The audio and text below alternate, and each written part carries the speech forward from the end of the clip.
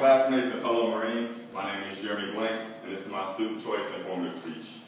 Throughout the world today, United States Marines are considered the most elite warriors in our armed forces. Being able to operate in air, land, and sea, Marines are highly trained and ready for any task at hand. To help Marines and soldiers so effective in today's war, the mortar system is a weapon used frequently as a stationary indirect fire weapon, or as a mobile indirect fire weapon. The mortar system provides air assault, airborne, and light infantry companies with an effective, efficient, and flexible weapon. The weapon costs roughly $12,000, straight out the box. It was first introduced in the late 1940s in the United States. The mortar system is a smooth-bore, rifle-loaded, high-angle fire weapon.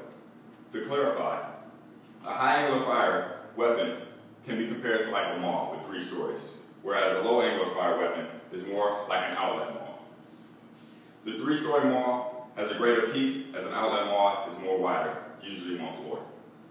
Now that we've discussed the system as a whole, let's discuss the type of rounds, each part of the system, and its weights.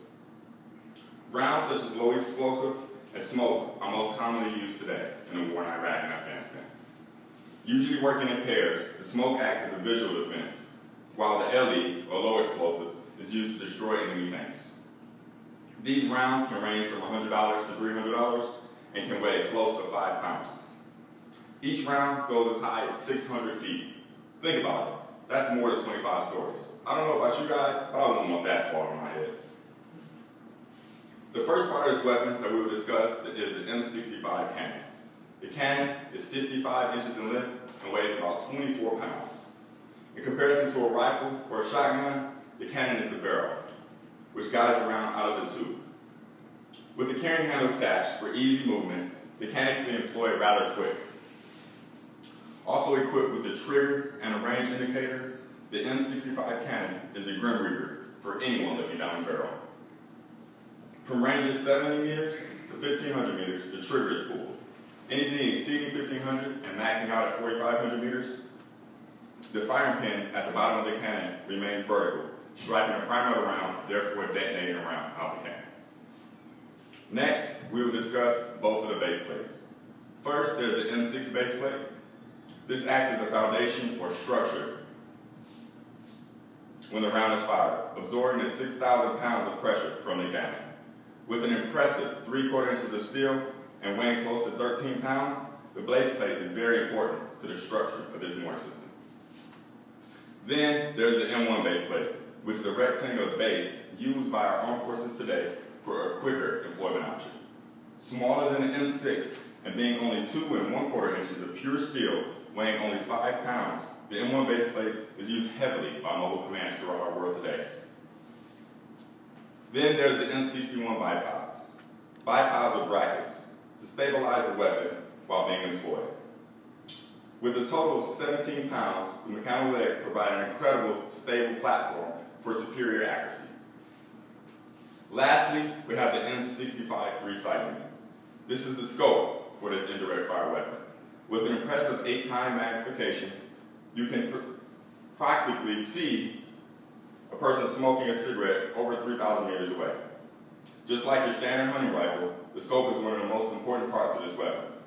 For night shooting, the scope itself is illuminated by radium, a subtle yet effective method to be able to engage targets at night. Collectively, the 63mm mortar system weighs 55 pounds and is a very effective weapon on the battlefield today. This is the conclusion of my class. Thank you for your undivided attention. At this time, do I have any questions? Yeah, I got a question. Go ahead, sir. Is it possible for me to just hold it with my waist and just shoot it like down to the side? No, but an impressive 6,000 pounds of pressure that will blow your hip out. That's why when you're employing this weapon, you use those 2 base plates as a stable platform. So you're saying pretty much, if like we're in water, I can't shoot this? That's correct. Have any more questions? Yeah, right here. You said most commonly used rounds are smoke and LE. Yep. Is there any other rounds though that the mortar can fire? We have like practice rounds.